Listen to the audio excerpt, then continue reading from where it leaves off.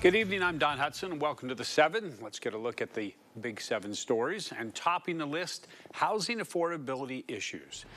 Now, for months, we have reported on the population growth happening in Knoxville and Knox County, but another place seeing a lot of growth right now, Morristown.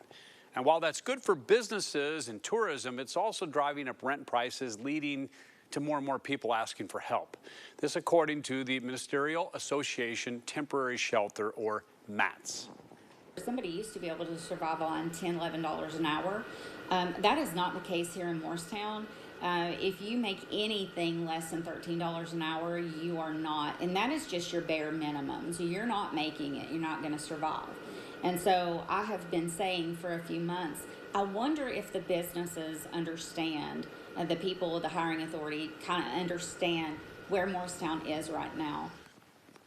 Now, hoping to help people deal with the growing cost of living, MATS offers a self-sufficiency program. In addition to housing people temporarily, the nonprofit helps clients get a job, sustainable income, and permanent housing, something that is in high demand right now. In the meantime, the Tennessee Valley Coalition for the Homeless is making it easy for you to show your support and help people who are struggling right now in 12 counties here in just our region. Now, you can link your Kroger account to the nonprofit. Just sign in on the Kroger app, select Community Rewards from the My Account page, and search for TN Valley Coalition. And every time you use your shopper's card, you'll be actually giving back to a good cause at no added cost to you. Next on our Big 7 list, you may have seen a large police presence along Sutherland Avenue today. All this action was part of an active shooter training held by UT's Emergency Management Agency. Not the real deal, just training. All this video from today's training with help of some volunteers, and you'll see some of them there. Several local and regional emergency agencies were drilled on their response to an emergency. The goal was for the exercise to be as realistic as possible, so officers are forced to make quick decisions that prepare them for real-life emergencies. Today's exercise was months in the making so that several agencies could join together and brush up on these incredibly important skills.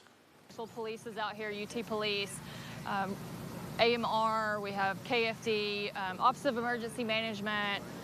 So all of us have come together to try to work together and build our response in case something does happen. Officers go through regular training throughout the year, but in-depth trainings like this one take place once every 3 years. New details from KPD tonight about a fatal crash along Alcoa Highway. That crash happened about 7:30 this morning near the Cherokee Trail exit. Now, based on the early investigation, police say a FedEx truck was driving south and apparently tried to merge or switch lanes. That's when it hit a black sedan, sending it spinning across the median and into the northbound lanes of Alcoa Highway, where it was then hit by an SUV. The driver of the black sedan was pronounced dead shortly after arriving to UT Medical Center. The crash remains under active investigation by the KPD crash reconstruction investigators. A second arrest today in connection with a murder investigation in McCreary County, Kentucky. Now, police were called to a home on Wagon Ridge Road Sunday night. Kentucky State Police say the body of 36-year-old Robert Lowe Jr. was found in the driver's seat of his vehicle. They say he'd been shot. Well, yesterday, state police arrested a juvenile accusing him of shooting Lowe. Then today, a second juvenile was taken into custody. Both, by the way, have been charged with murder and are being held at the Adair County Youth Development Center. The FDA is opening the way for more cancer drugs from China as the U.S. deals with an ongoing shortage in key chemotherapy treatments. According to the chief medical officer with East Tennessee Children's Hospital, this move will help even their smallest patients. That's because the hospital has been facing a daily struggle to keep up with what's on the shelves. The shortage, I should say, impacts a variety of medications. So in addition to cancer treatments, it's becoming harder and harder to find Tylenol, ibuprofen, steroids, and commonly used antibiotics. And as you can guess, this can be problematic for healthcare facilities. So our suppliers who get the medications from the manufacturers then allocate what each hospital typically gets. And when they can't meet that demand, that's when we know, okay, suddenly there's a problem and we're going to be potentially short on something really important to us. Now, we are told East Tennessee's Children's Hospital has found ways to continue treating all of its patients despite the shortage, either by finding alternative drugs or diluting products to maximize their supply. In the meantime, doctors warn parents not to panic buy over-the-counter medications. That only makes the problem worse because someone comes behind you and they need it and there's nothing left.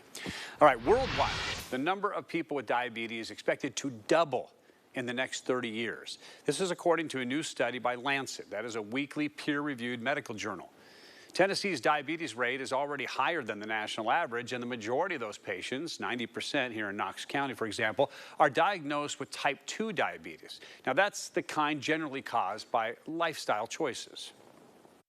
In the United States, around 9% of adults have diabetes. When you look at Tennessee, that number is closer to 13%. And so we're not comparing as well overall to the country. We do have some work to do. When you look at Knox County, around 11% of adults are living with diagnosed type 2 diabetes.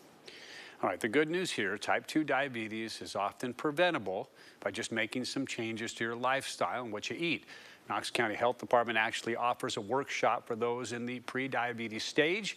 You can find information about that program on our website, wate.com. All right, our final Big 7 story tonight. Governor Lee is stopping in to visit the new THP district headquarters for the first time. Now, the new headquarters right off of I-40 has been home since last year when THP outgrew its old location. THP says this was due to rising travel numbers and the popularity of our area. Now, Governor Lee spoke with local troopers, commending them for their dedication and commitment, and the commitment goes both ways. Governor Lee spoke on how the growing popularity of East Tennessee connects directly to the commitment of law enforcement like THP. We are one of the fastest growing states in the country, and people have seen, for example, our commitment to public safety, or our commitment to education, our commitment to infrastructure. It makes them, and the fact that we live in the state that has the lowest tax rate per capita for its citizens, it's very attractive to people.